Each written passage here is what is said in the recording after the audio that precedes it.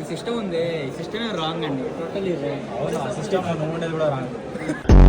Hello duskies, welcome back to our channel dusky friends. ఈ 69 days productivity challenge లో ఇవాళ day 16.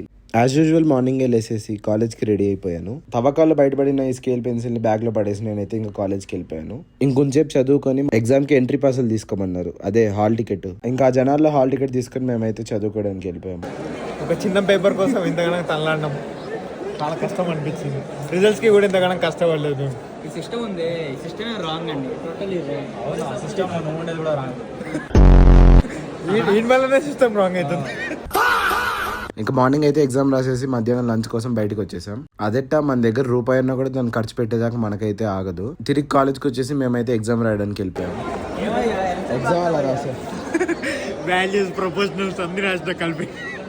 అసలు అదేంటి వాల్యూస్ అడిగారు, అది నాకు వాల్యూ ఉంది, వాళ్ళకి వాల్యూ ఉందని చెప్పేది. ఇంకా అలా ఎగ్జామ్ పూర్తి చేసుకొని నేనైతే రూమ్ కి వచ్చేసాను. ఇంటి గ్లాస్ ఇలా పట్టుకున్నాడు అని అనుకోకండి, చాయ్ చాలా బాగుందని సింబాలిక్ గా చూపిస్తున్నా. దీని మీనింగ్ ఏంటో కమెంట్ చేసి చెప్పండి. రూమ్ కి వచ్చి చదువుకున్నాక బాగా ఆకలేస్తుందని చెప్పి కిందకి వెళ్ళి డిన్నర్ చేసేసి రావడం జరిగింది.